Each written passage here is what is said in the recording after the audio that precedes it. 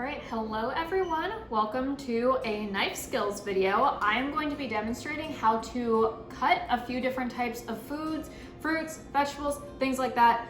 The only fruit is technically peppers because that's what I'm going to be sauteing later for my lunch. I have some celery and I also have an onion, so that way you get to see how to cut a few different types of things.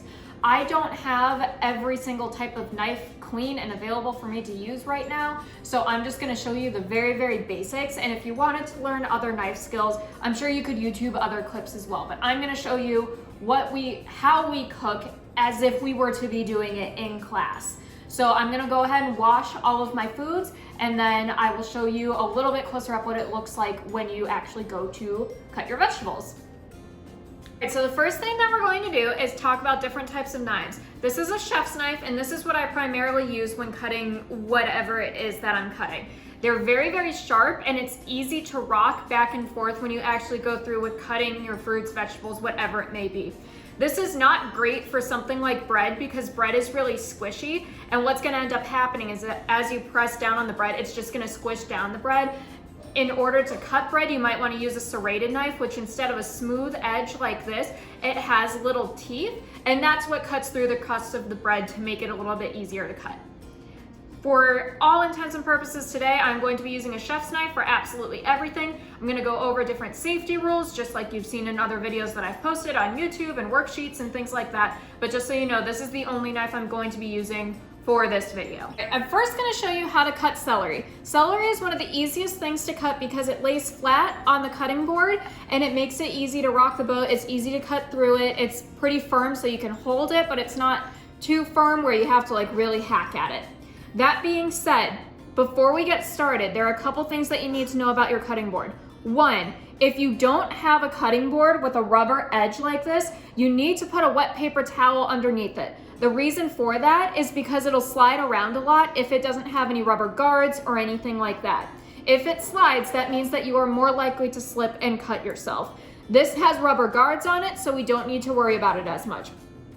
In terms of other knife safety things, you want to make sure that your knives are always sharp. Sharp knives are safer than dull knives. The reason for that is that if you were to use a dull knife to cut something, you're going to end up using more pressure and you're more likely to slip, which means that you're more likely to potentially cut off a finger. So you want to make sure that your knives are always very sharp. All right, so I'm going to start by cutting celery.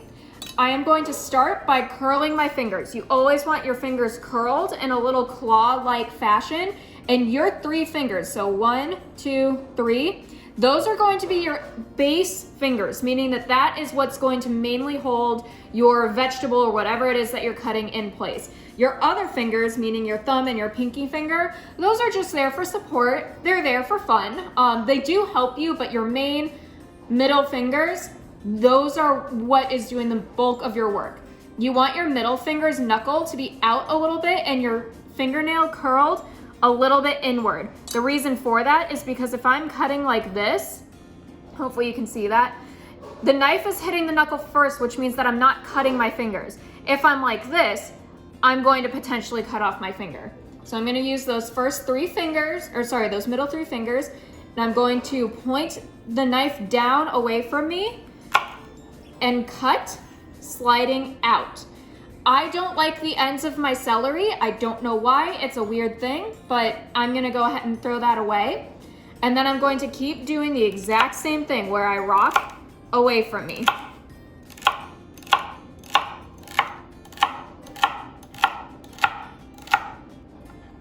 Move some of it off to the side so that way you always have room for things. And then we rock away.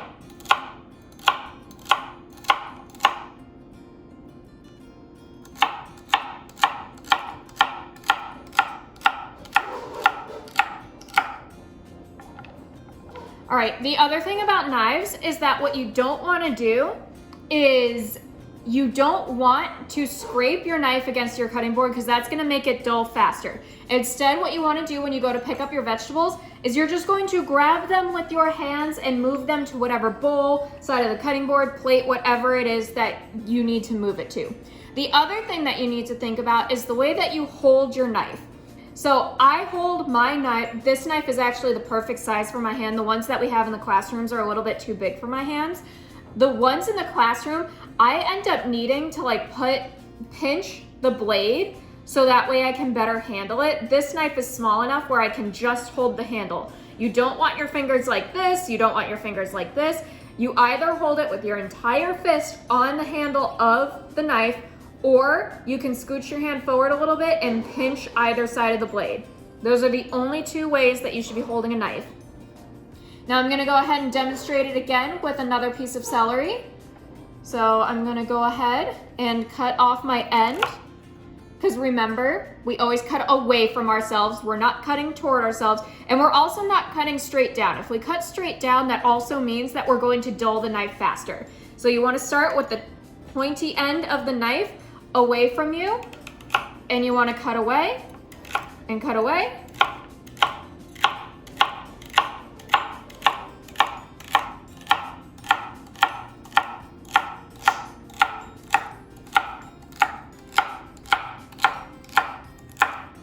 And there you go. And then when your food will probably get stuck to your knife, you're just gonna gently push it off toward the sharp side of the blade. So the sharp side of the blade is right here. I'm going to push my fingers toward the side of the blade. All right, next I'm gonna show you how to cut a pepper. This is freshly washed. These are just bell peppers, so you don't need to worry as much about the seeds and being spicy and things like that. I do talk about that in 8th grade culinary in a little bit more depth, but essentially what you need to remember about peppers is that if you're cutting any sort of pepper, bell peppers are not typically very spicy. The spice comes from the seeds. These do have seeds, which we will be taking out, but if you're cutting something like a jalapeno or something like that, I highly suggest wearing gloves. The reason for that is that the seeds contain the spice, and if you get that spiciness from the seeds on your fingers and you go to like rub your eye or your face or something like that, it's gonna irritate your eyes, face, things like that. So I highly suggest wearing gloves if you can. If not, wash your hands after and like wait a few hours, keep washing them, things like that. For these, we don't have to worry about that as much, but what we do have to worry about is the fact that it's an irregular shape. This wobbles a lot, so the very first thing we need to do when cutting a pepper is make sure that we stabilize it. So we're going to stabilize it by, again, holding our pepper with our fingers, and we're making sure to curl our fingers underneath, sort of like a claw, and we're going to cut off one side of the pepper. So now this side is flat. I can cut that however I need to. And now the rest of the pepper is also flat and stable. So that's your first step. I always cut the cores out of my peppers because it's the easiest way for me to get rid of the seeds, and plus I like to eat them sort of like chips or french fries where they're nice and crunchy, and I like to dip them in dressing and things like that. So now what I'm gonna do is again cut off the other sides. Cut it once, set it off to the side. Cut it once, set it off to the side. There you go. And then cut it once and set it off to the side, and then you can throw away the core of the pepper, but I'm just gonna put it off to the side for now. You'll notice that there are some seeds on either side of the knife, so I'm gonna go ahead and brush those off again, going toward the blade. You don't wanna scrape your fingers or cut your fingers. You wanna start from the dull side and push toward the sharp side.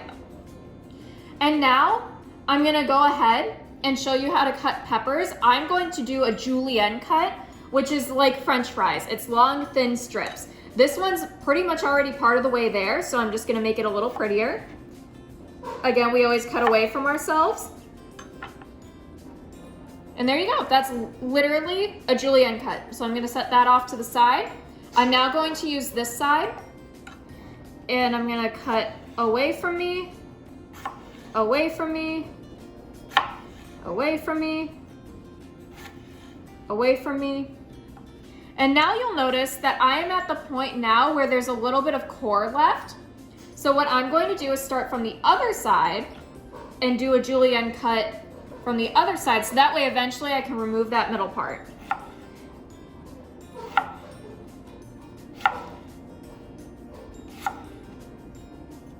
There we go. And now I'm just gonna cut off that middle part really quick. Like that. Put it off to the side. And then I'm gonna go ahead and continue with my julienne cut. I can probably get one more out of that. And there you go. This is typically the shape that you would cut your peppers in if you were looking to like saute them for fajitas or something like that. But this is what they're gonna look like, and I'm gonna continue cutting up this pepper.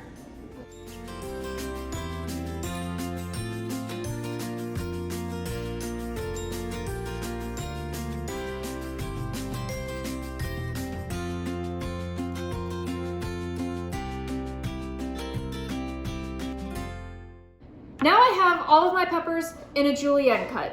I'm gonna go ahead and put these away and save them for a snack later, and then I'm gonna show you how to cut an onion. All right, now we're gonna talk about cutting onions. The thing to remember about onions is that you have to peel off this outer layer. This is like the skin of the onion. You wanna make sure that you're able to peel that away. However, in order to make that easier, plus this is a really, really big onion, I'm not gonna use this entire thing, so I am going to go ahead and cut this in half, and then that will give me a little bit of extra grabbing space to take off the outer edge. So you'll notice that this is also really unstable.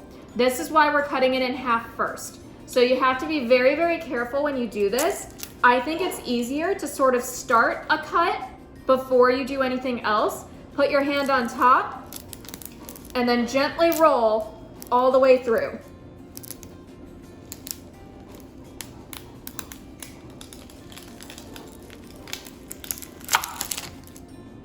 There we go. I was very, very careful, which is part of the reason why I went so slow. But now my onion is cut in half. So now it's got a stable bottom. I'm gonna go ahead and put this off to the side because I'm not gonna be using it right now. And now I'm going to take off this entire outer edge. And then you can cut off the rest of that brown part.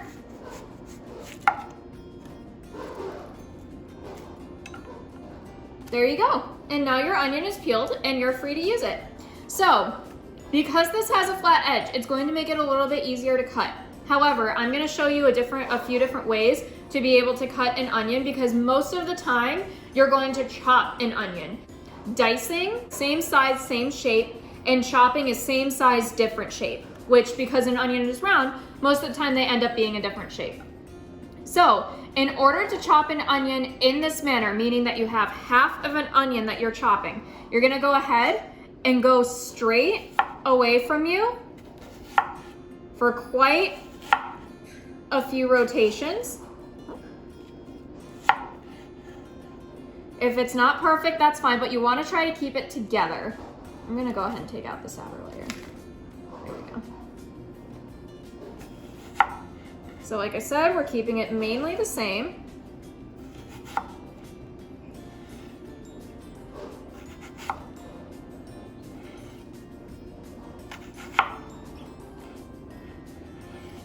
Notice how at no point are my fingers close to the sharp blade of the knife.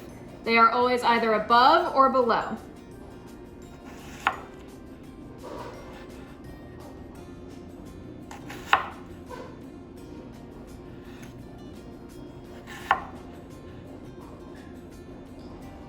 All right, so now that my onion is cut lengthwise, it's gonna make it a lot easier to be able to chop it. So now what I'm gonna do is I'm gonna go ahead and rotate my onion, and now I'm going to do the same thing, but going the other direction. So I'm just gonna go like this, and like this.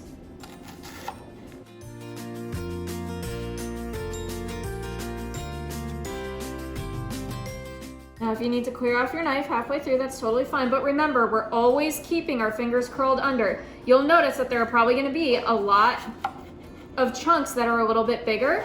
That's okay, we're gonna address them in a little bit. So now that's how we do the first part of the onion. Now, I'm going to show you another chopping technique, which honestly has saved my life so many times because this makes it really easy. You put your hand on top of the knife and you rock the boat, meaning that you just rock the knife away from you and just go at it. Hack up these vegetables. That's totally fine. Put them all together and then go at it from another direction. Is this the most efficient way of doing it? No, absolutely not. However, it does allow you to cut a lot of pieces at once, and if you want them to be same size, different shape, this is one of the best ways to do that. because you're not really measuring where you're cutting. You're just sort of looking for which areas needed a little bit more. And that's going to help you determine where you need to cut. All right, again, I'm not using my knife to scoop things up. I'm moving it with my hand because I don't want this knife to dull out, because this is one of my favorite knives. Plus, safe knives are the sharp knives. Sharp knives are safer than dull knives. I'm going to go ahead and continue rocking the boat, always rocking away from me.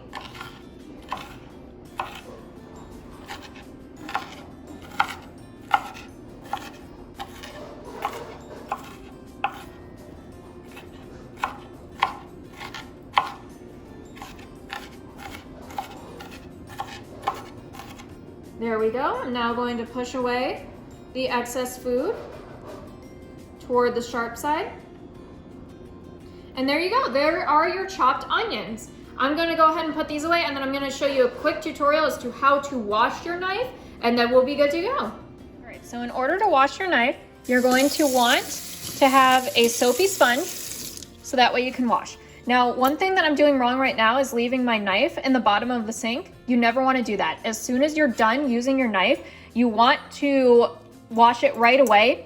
The reason that you want to wash it right away is so that way you know exactly where it is at all times, because what you don't want to do is leave a knife in the sink where someone doesn't know about it, they reach into the sink and accidentally cut themselves. So you don't want to do that. So what you're going to do is you're going to take your soapy sponge and you're going to start by washing the top edge of it on either side. And then in order to wash the blade, you're going to gently push away from you. You don't want to go like this, because then you're going to end up cutting the sponge. So you're going to cut away from, you're going to wash away from you. And then you're going to do the same thing on the other side.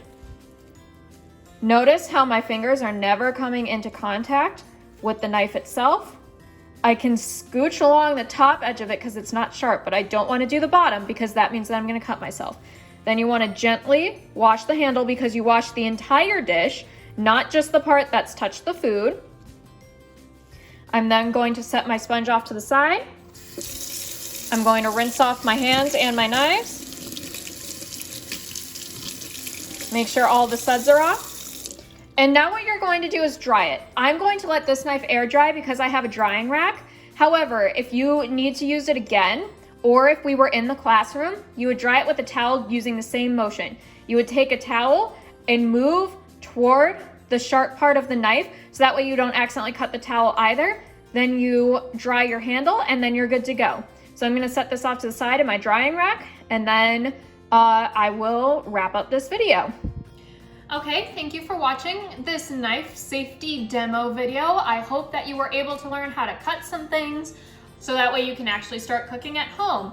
For this week's assignments, we're going to be focusing on knife safety for pretty much the entirety of the week. So it's going to be structured pretty similarly to last week, where I've got a couple of different worksheets and things like that. And then you're going to cook a recipe with literally any ingredients, as long as you cut something with a knife so that way you get practice. It can be whatever you already have in your house, because remember, you should not be going grocery shopping for this.